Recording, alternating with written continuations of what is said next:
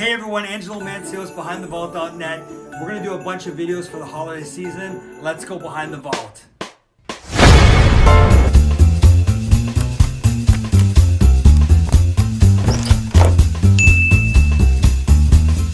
Hey everyone, Angelo Mancios here, and today we're going to talk about how to have a cost-effective holiday dinner and it still be delicious. I'm going to tell you a story about my family. And traditionally growing up, my parents would host Christmas, and my mom and grandmother would spend days in the kitchen preparing. Getting the turkey ready, getting the stuffing ready, getting the potatoes, the rice, the salad, the desserts, the appetizers, just getting it all ready. And I saw, even as a kid, how exhausting that was. Every year we went through that same ritual, and the stress and the amount of work that went into it. And then everybody would just come, eat, yeah, they'd help with the dishes, and then they'd go. And I always thought to myself, wow, my mom really goes all out when it comes to Christmas, and I'm so thankful for that.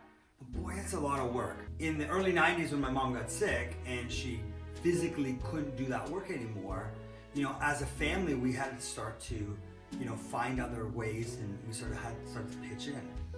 So, my cousin Christine said, well, forget it. We're not going to put all the work onto one person. We're going to all share in the work of doing Christmas. So that's when the family potluck became a thing. And I would tell you, it drove my mom nuts. Just the idea of, other people cooking at their house and bringing food. But here's what happened.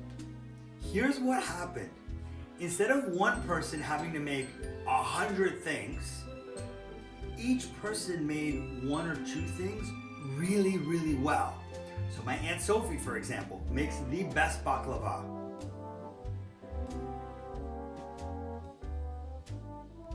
Hands down. And all you Greeks out there, I understand, you're like, no, I make the best.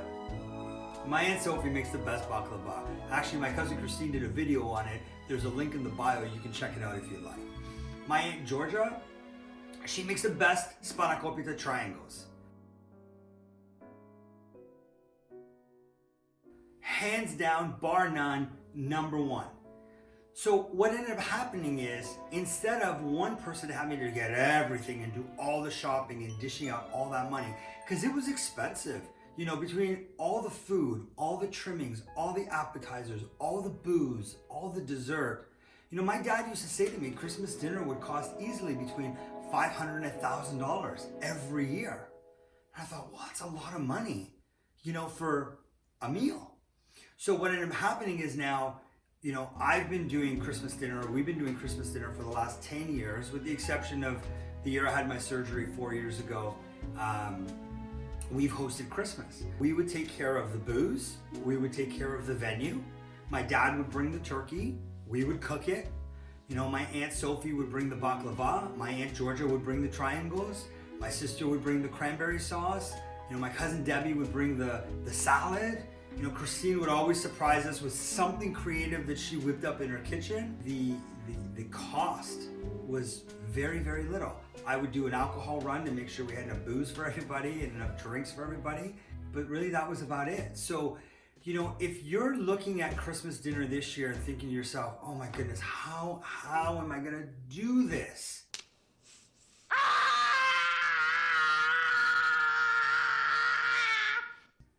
Well, I would encourage you, talk to your family and say to them, listen, this year, everyone's gonna get an assignment. Everyone's gonna be responsible for one thing. And I will tell you, it's better if one person is really, really good at making one or two things than having to put all the stress and pressure on one person to make everything. My mom fought tooth and nail for years. And when she finally let it go, like Queen Elsa tells us, let it go, let it go. We had wonderful, magical Christmas dinners. And the food was off the charts because everybody took the love and the attention they needed to make their one or two things. And the memories just kept on rolling. So do you want to have a cost-effective Christmas dinner? I would encourage you, get together with your loved ones, get together with your family, figure out the menu, divide and conquer, you know, and you guys are gonna have a stress-free, fun Christmas dinner that's not gonna cost you $500, $700, $1,000.